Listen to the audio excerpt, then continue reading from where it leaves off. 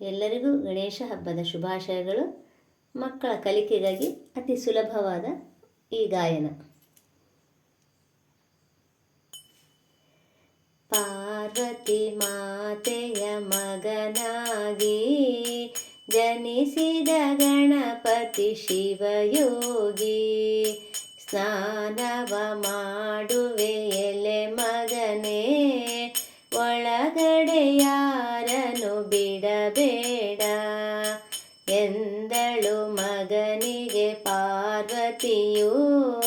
ಬಾಗಿಲಲ್ಲಿ ನಿಂತನು ಗಣಪತಿಯು, ಶಿವಪ್ಪ ಬಂದನು ಮನೆ ಕಡೆಗೆ, ಗಣಪ ತಡೆದನು ಹೊಸ್ಲಿಲೊಳಗೆ.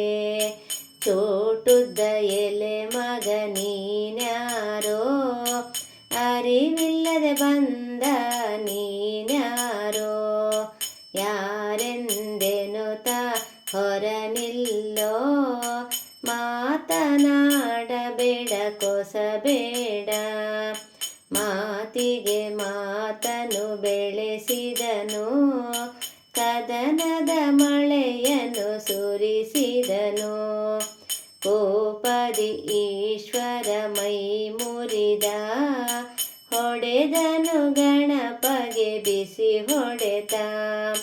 ರುಂಡವು ಉರುಳಿತು ಆ ಕಡೆಗೆ, ದೇಹವು ಉಳಿಯಿತು ಬಾಗಿಲೊಳಗೆ. ಸ್ನಾನವ ಮಾಡಿದ ಪಾರ್ವತಿಯು ಅಯ್ಯೋ ಎಂದು ಚೀರಿದಳು.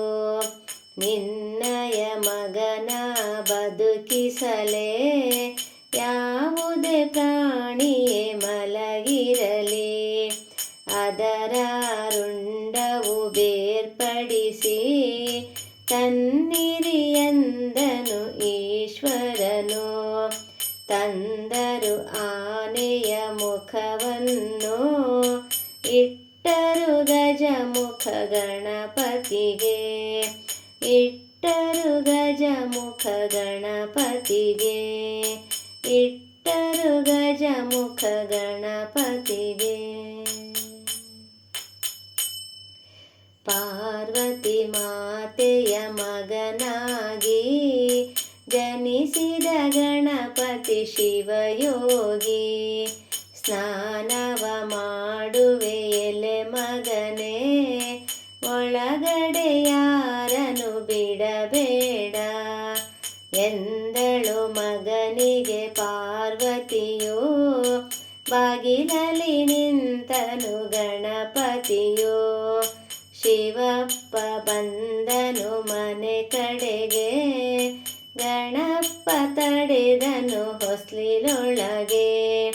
ಚೋಟುದ್ದ ಎಲೆ ಮಗ ನೀನ್ಯಾರೋ, ಅರಿವಿಲ್ಲದೆ ಬಂದ ನೀನ್ಯಾರೋ, ಯಾರೆಂದೆನುತ ಹೊರ ನಿಲ್ಲೋ, ಮಾತನಾಡಬೇಡ ಕೊಸಬೇಡ. ಮಾತಿಗೆ ಮಾತನು ಬೆಳೆಸಿದನು, ಕದನದ ಮಳೆಯನ್ನು ಸುರಿಸಿದನು.